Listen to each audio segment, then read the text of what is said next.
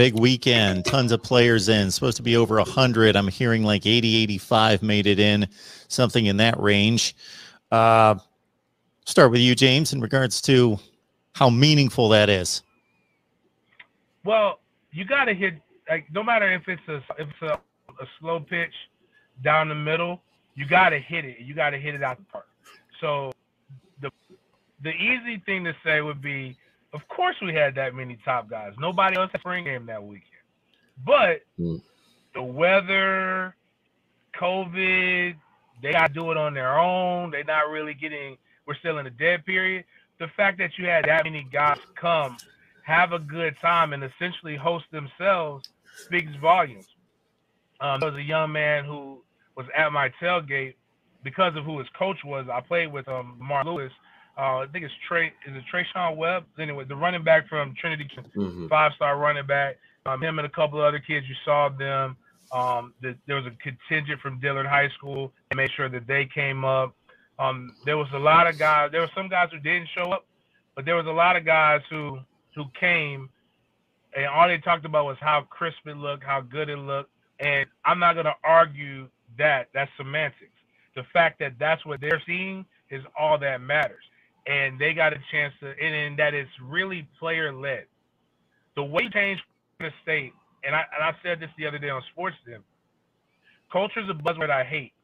Culture is a word that's used by people who don't understand how a locker room works. But I will tell you what good coach does look like to use that is when players dictate the culture. And the best way to do that is if you got, 25 incoming freshmen who are all on point and they're dictating the pace, they're liking each other, that's going to come in. And if it doesn't infect those who are already there, you get another class like that, and now you got 50 kids or 50 guys who are all on the same page. We're going to try to bring Florida State back, and the person who does that the best would be Nicco. And I've got a chance to learn a lot about Nicco because Nicco trains with Denny Thompson at 6 Points now here in Jacksonville, Florida, my radio co-host. And all Denny did was rave about the type, not the athletic ability. Some of the things that he talked about as far as what Nicco can do right now, give hope, but doesn't give immediate hope. But what the thing is that he has is personality that's contagious. Like, now I understand why Nicco getting on the field, talking to Coleman, the 5-star wide receiver Coleman, talking to these guys, and guys want to play with Nicco because Nicco is just straight up fun to be around. He's a great guy to be around. He's a great addition. He's a lightning rod. He is what Travis Hunter is on defense in terms of recruiting on offense. And when you got guys competing, and now Denny's obviously a little bit cautious because the last time we had a defensive guy and all guy competing about who can get recruits, I don't think either one of them came. And that was with Jeff Sims and Josh Griffin was on the game. They were both competing to try to get guys in. So, but I think it was good. There's a picture of all of them gathering in front of the Unconquered statue before they went into the game. And I don't know how this happened, but I'm going to pin Nicco down when he comes to Jacksonville in May because he's going to tell me because I want some of the gear. I need to know where the truck breaks down on 75 or I-10 that has all the FSU gear in it. That all these recruits somehow have. I'm not insinuating anything because I don't know. All I know is I've never seen that gear sold, and I want some. So.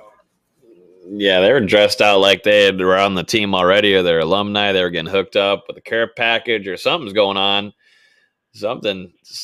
You might need to check the shipping packages. But yeah, that we left the stadium and it was just fans all over Nicco and Travis Hunter, and they just Nicco came and talked to us. He said, "This is absolutely insane, man. I've never seen anything like this." And it's really rare that you get this kind of opportunity too. It's probably the only opportunity that we'll see. Maybe this will be a new kind of movement that some recruits will do, or maybe some big leaders like a Travis Hunter, a Bell Cow, like Nicco will do. But usually they're just going straight to their gate. They're getting inside the moor. They're going through their tours for this. So you never really get to see the recruits. But this time, it got leaked, and Nicco put the map there on where they were going to be at the Unconquered statue. So they were all flowing there and taking pictures and allowing media outlets to interview them, and they were taking pictures with fans and selfies with little kids and everything. So I think they got the true like kind of feeling of how that is, kind of like the Tallahassee vibe and how serious football is to some of these recruits that aren't even committed to Florida State, and they got to see the realness of what Tallahassee has to offer, even when if it's crappy weather. Florida State fans, if there's football going on, they will be there because they're crackheads. It's just like FSU Twitter. FSU Twitter fans are literally the craziest people in the world. James knows that. They literally have articles written about FSU Twitter. The fans are insane. So having the fan base be able to interact with these guys, I think just was another recruiting tool for them to really get a feel like how homey this kind of town is and how serious it is. And it goes and helps on with Mike Norvell's pitch and how Tallahassee can favor them in a lot of ways. And FAMU's not too far down the road. They was on campus.